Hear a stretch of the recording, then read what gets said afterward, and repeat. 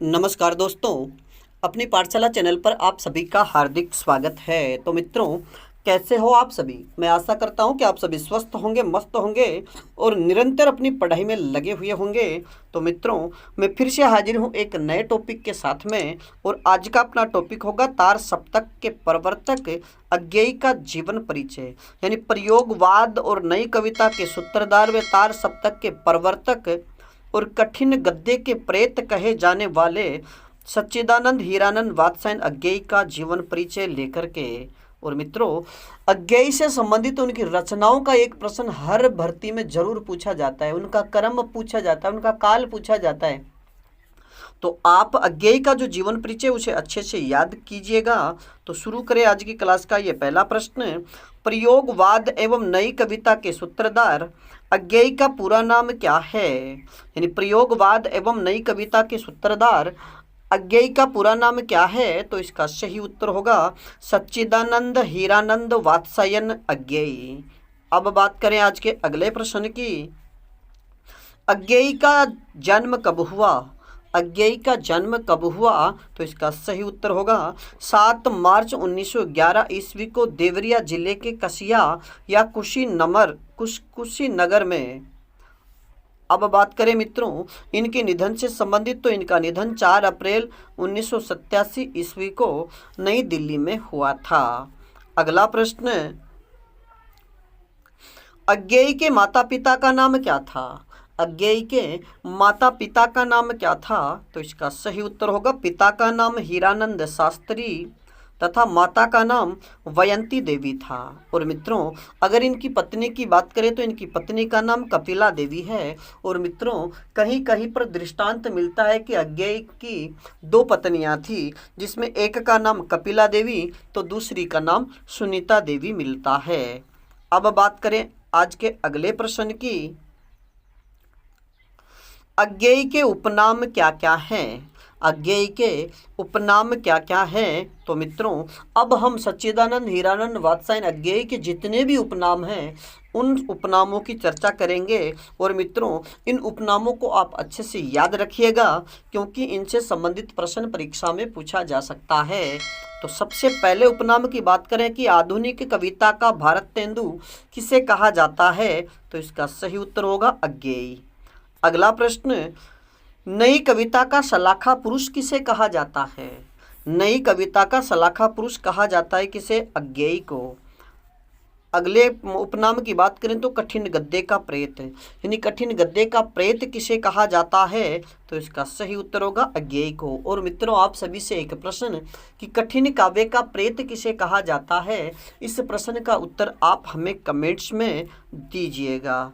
अगला प्रश्न, बौद्धिकता का कवि किसे कहा जाता है? बौद्धिकता का कवि किसे कहा जाता है? तो इसका सही उत्तर होगा सच्चिदानंद हीरानंद वात्स्यायन अज्ञेय।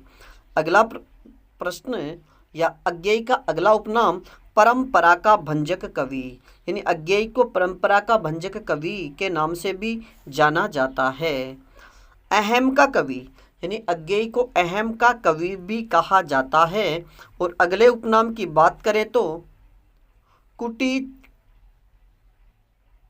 तातन, यानी कुटी चाटन के नाम से किसे जाना जाता है? तो अज्ञेय को। और मित्रों, वेष्टि चेतना के कवि, यानी वेष्टि चेतना के कवि के नाम से किसे जाना जाता है? तो इसका उत्तर भी होगा अज्ञेय। और अगले उपनाम की बात करें तो प्रयोगवाद एवं नई कविता के जनक किसे कहा जाता है? तो अज्ञेय को।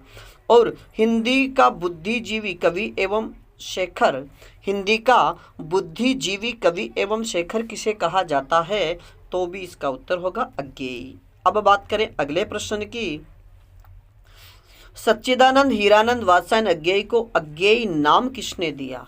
यानी सच्चिदानंद हीरानंद वात्स्यायन को अज्ञेय नाम किसने दिया? तो इसका सही उत्तर होगा मुंशी प्रेमचंद ने। और मित्रों, याद रखिएगा कि जब अज्ञेय जेल में थे उस समय वो कविताएं लिखा करते थे, और उनकी कविताएं राष्ट्रवादी कविताएं थी। वे अपनी कविताएं लिख करके जैनेन्द्र कुमार को दिया करते थे, और जैनेन्द्र कुमार ले जा करके मुंशी प्रेमचंद को देते थे। तो वो राष्ट्रवादी कविताएं थी, इस वजह से कवि का नाम उसमें नहीं लिखा जा सकता, इसलिए उन्होंने वो कविताएं अज्ञेय के नाम से छापना शुरू कर दिया। और ये नाम अज्ञेय को बिल्कुल भी पसंद नहीं था, लेकिन प्रेमचंद के दिए हुए इस नाम को फिर उन्होंने अपने साहित्यिक नाम में जोड़ दिया, इस वजह से ये नाम उनको अज्ञेय मुंशी प्रेमचंद ने दिया था। अब बात करें आज के अगले प्रश्न की, अज्ञेय द्वारा संपादित पत्र पत्रिकाएं कौन कौन सी हैं? अज्ञेय द्वारा संपादित प्रमुख पत्र पत्रिकाएं कौन कौन सी हैं? तो मित्रों, सैनिक, सबसे पहली पत्रिका की बात करें सैनिक, जिसका उन्होंने संपादन 1936 ईस्वी में आगरा से किया था। दूसरी पत्रिका की बात करें तो विशाल भारत, विशाल भारत का उन्होंने संपादन कार्य 1938 में कोलकाता से किया था। इसके बाद कुछ समय के लिए उन्होंने बिजली का संपादन किया और इसके बाद उन्होंने प्रतीक पत्रिका का संपादन किया, जो 1946 से लेकर के 1987 तक किया था। अगली पत्रिका की बात करें तो वोक, मित्रों याद रखिएगा, इन्होंने अंग्रेजी एक त्रैमासिक पत्रिका निकलती थी जिसका नाम था वोक, उसका संपादन कार्य भी किया था। दिनमान की बात करें तो दिल्ली से जो साप्ताहिक पत्रिका दिनमान निकलती थी उसका भी इन्होंने संपादन कार्य किया। अगली पत्रिका की बात करें थॉट, मित्रों 1948 ईस्वी में मार्टिन रसेल के साथ मिलकर के थॉट का इन्होंने संपादन कार्य किया। और अगले पत्रिका की बात करें तो नया प्रतीक, और मित्रों नया प्रतीक जो पत्रिका है उसका उन्होंने 1952 ईस्वी में संपादन किया और यह नई कविता से संबंधित पत्रिका है। अब बात करें अगले प्रश्न की, अज्ञेय को साहित्य अकादमी पुरस्कार किस रचना पर प्राप्त हुआ? अज्ञेय को साहित्य अकादमी पुरस्कार किस रचना पर प्राप्त हुआ? तो इसका सही उत्तर होगा 1964 ईस्वी में आंगन के पार द्वार कृति पर, यानी इस अज्ञेय को आंगन के पार द्वार कृति पर 1964 में साहित्य अकादमी पुरस्कार मिला था। अगला प्रश्न, अज्ञेय को ज्ञानपीठ पुरस्कार कब प्राप्त हुआ?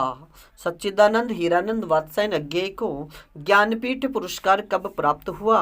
तो इसका सही उत्तर होगा 1978 ईस्वी में कितनी नावों में कितनी बार कृति के लिए। मित्रों ज्ञानपीठ पुरस्कार की बात करें तो उनको कितनी नावों में कितनी बार कृति के लिए 1978 में ज्ञानपीठ पुरस्कार मिला था। अगला प्रश्न, अज्ञेय की कविताओं में अज्ञेय की कविताओं में सागर, नदी, द्वीप और धारा किसके प्रतीक हैं?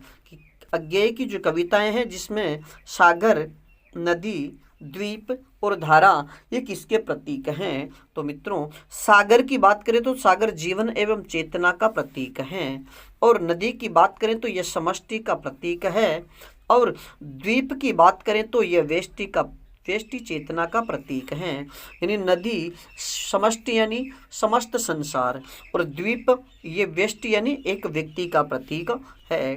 धारा की बात करें तो ये गतिशीलता का प्रतीक है। अगला प्रश्न, अज्ञेय की प्रथम कविता कौन सी है? सच्चिदानंद हीरानंद वात्स्यायन अज्ञेय की प्रथम कविता कौन सी है? तो इसका सही उत्तर होगा जय, और मित्रों यह 1927 में प्रकाशित हुई थी। यानी अज्ञेय की सबसे प्रथम जो कविता है उसका नाम है जय, जो 1927 में प्रकाशित हुई। अगले प्रश्न की बात करें तो अज्ञेय की प्रथम कहानी कौन सी है? यानी अज्ञेय की प्रथम कहानी कौन सी है? तो इसका सही उत्तर होगा जिज्ञासा, और मित्रों उनकी ये प्रथम कहानी 1929 में प्रकाशित हुई थी। अगला प्रश्न, आंगन के पार द्वार रचना कितने खंडों में विभक्त है? आंगन के पार द्वार रचना कितने खंडों में विभक्त है? तो मित्रों इसका सही उत्तर होगा 3 खंडों में। सबसे पहले खंड की बात करें तो अंतःसलीला, दूसरी खंड की बात करें तो चक्रांतशिला, और तीसरे खंड की बात करें तो असाध्य वीणा। अगला प्रश्न, अज्ञेय का समस्त काव्य किस नाम से संग्रहित है? अज्ञेय का समस्त काव्य किस नाम से संग्रहित है? तो इसका सही उत्तर होगा सदा नीरा। मित्रों 1984 ईस्वी में, यानी ये 1984 ईस्वी में प्रकाशित है, इसके 2 खंड हैं। बात करें अगले प्रश्न की, अज्ञेय का समस्त काव्य कितने खंडों में संग्रहित है? अज्ञेय का समस्त काव्य कितने खंडों में संग्रहित है? तो इसका सही उत्तर होगा 18 खंडों में। मित्रों, यानी जितने भी कवि या लेखक हैं उनकी जो ग्रंथावली है, उनके नाम से जितने भी काव्य हैं उनके रचित काव्यों का खंड जरूर पूछा जाता है। तो आप याद रखिएगा कि अज्ञेय का जो काव्य है वो 18 खंडों में विभक्त है। अगला प्रश्न, सच्चिदानंद हीरानंद वात्स्यायन की प्रमुख काव्य रचनाएं कौन कौन सी है? यानी सच्चिदानंद हीरानंद वात्स्यायन अज्ञेय की प्रमुख काव्य रचनाएं कौन कौन सी हैं? तो मित्रों, अब हम उनकी प्रमुख जो काव्य रचनाएं उनकी चर्चा करेंगे। सबसे पहले काव्य रचना है भग्नदूत, जो 1933 में प्रकाशित हुई। मित्रों, ये सारी की सारी रचनाएं क्रमबद्ध है, तो आप इन्हें अच्छे से याद रखिएगा। दूसरी काव्य रचना की बात करें तो चिंता, जो 1942 में प्रकाशित हुई। तीसरी रचना की बात करें तो इतेलम, जो 1946 में प्रकाशित है। हरी घास पर क्षण भर, जो 1949 में प्रकाशित रचना है। इसके बाद अगली रचना की बात करें तो बावरा अहेरी, जो 1954 में प्रकाशित हुई। अगली रचना की बात करें तो इंद्रधनु रोंदे हुए, जो 1957 में प्रकाशित हुई। अगली रचना है अरी ओ करुणा प्रभामय, जो 1959 में प्रकाशित रचना है। अगली रचना की बात करें तो आंगन के पार द्वार, जो 1961 में प्रकाशित हुई और 64 में इस पर साहित्य अकादमी पुरस्कार मिला। अगली रचना की बात करें तो पूर्वा, जो 1965 में प्रकाशित हुई। इसके बाद कितनी नावों में कितनी बार, इसके बाद जो रचना है काव्य संग्रह कितनी नावों में कितनी बार, जो 1967 में प्रकाशित हुई थी और इस पर ज्ञानपीठ पुरस्कार भी मिला। अगली रचना की बात करें तो क्योंकि मैं उसे जानता हूँ, यह 1968 में प्रकाशित हुई। अगला काव्य संग्रह है उनका सागर मुद्रा, जो 1970 में प्रकाशित हुआ। और पहले मैं सन्नाटा बुनता हूँ, यानी पहले मैं सन्नाटा बुनता हूँ, यह रचना 1970 में प्रकाशित हुई थी। और महावृक्ष के नीचे, जो 1977 में प्रकाशित हुई। इसके बाद नदी की बांक पर छाया, जो 1981 में प्रकाशित रचना है। इसके बाद अगली रचना की बात करें तो ऐसा कोई घर आपने देखा है, जो 1983 में प्रकाशित हुई। और मित्रों, prism days and other poems, जो अंग्रेजी में है, जो 1946 में प्रकाशित हुई थी।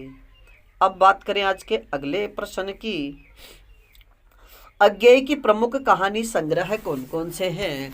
यानी सच्चिदानंद हीरानंद वात्स्यायन अज्ञेय के प्रमुख काव्य संग्रह कौन कौन से हैं? तो इसका सही उत्तर होगा मित्रों, यहाँ पर अज्ञेय की प्रमुख जो कहानियाँ हैं उनके नाम दिए गए हैं।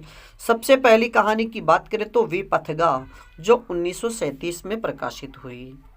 अगली कहानी संग्रह की बात करें तो परंपरा, जो 1940 में प्रकाशित है।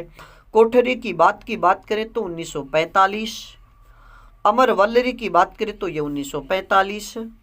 और अगली कहानी संग्रह की चर्चा करें तो शरणार्थी, जो 1948 में प्रकाशित हुई। इसके बाद जयदोल, जो 1951 में प्रकाशित हुई।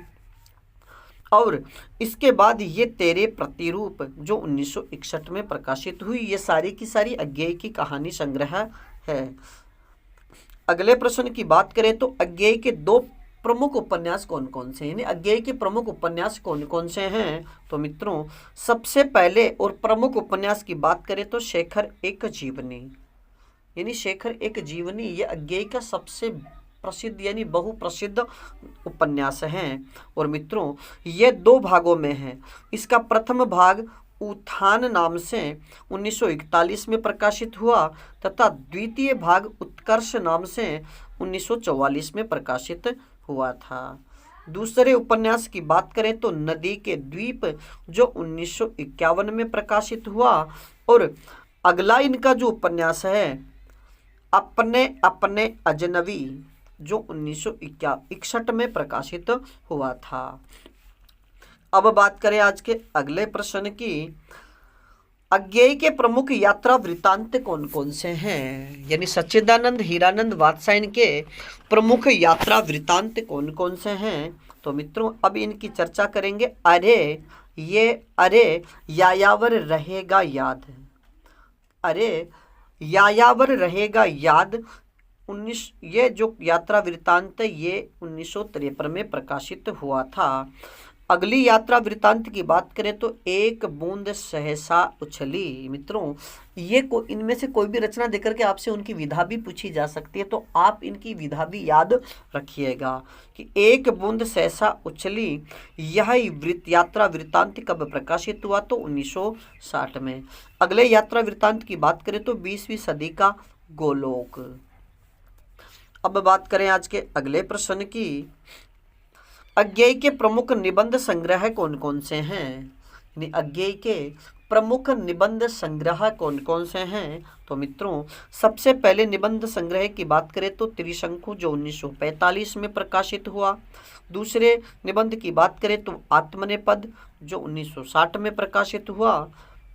अगला निबंध है उनका हिंदी साहित्य एक आधुनिक परिदृश्य जो 1967 में प्रकाशित हुआ।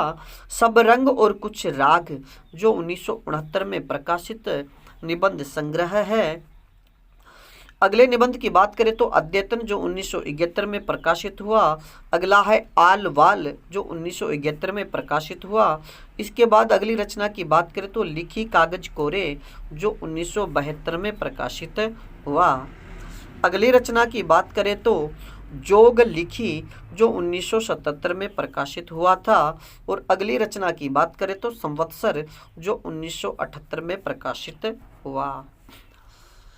अब मित्रों बात करें अज्ञेय की प्रसिद्ध पंक्तियों की, यानी अज्ञेय की जो प्रसिद्ध पंक्तियां हैं उनकी हम चर्चा करें। तो अहंकार से सहसा जागकर पहचाना कि जो मेरा है वही मम्मेतर है। यानी अहंकार से सहसा जागकर पहचाना कि जो मेरा है वही मम्मेतर है। यह पंक्ति किसकी है? तो इसका सही उत्तर होगा अज्ञेय की। अगली पंक्ति की बात करें तो देवता भी इन प्रतीकों से कर गए कूच, कभी बासन अधिक घिसने से मुलायम छूट जाता है। यह प्रसिद्ध पंक्ति किसकी है? तो इसका सही उत्तर होगा अज्ञेय की। अगली पंक्ति की बात करें तो मैं उस असीम शक्ति से संबंध जोड़ना चाहता हूँ, अभिभूत होना चाहता हूँ जो मेरे भीतर है। यह प्रसिद्ध पंक्ति किस कवि की है? तो इसका सही उत्तर होगा अज्ञेय की। अब बात करें आज के अगले प्रश्न की। यह दीप अकेला स्नेह भरा है गर्व भरा मदमाता पर, इसको भी पंक्ति दे दो। ये द्वीप अकेला स्नेह भरा है गर्व भरा मदमाता पर, इसको भी पंक्ति दे दो। यह पंक्ति किसकी है? तो इसका सही उत्तर होगा अज्ञेय की। तो मित्रों आज के लिए इतना ही, बाकी फिर मिलेंगे एक नए टॉपिक के साथ में। तब तक आप अपने अध्ययन में जुटे रहिएगा और अपनी पाठशाला बाय BN सर चैनल पर नए हो तो हमारे चैनल को लाइक, सब्सक्राइब और कमेंट्स जरूर कीजिएगा तथा अपने मित्रों तक भी शेयर कीजिएगा। धन्यवाद।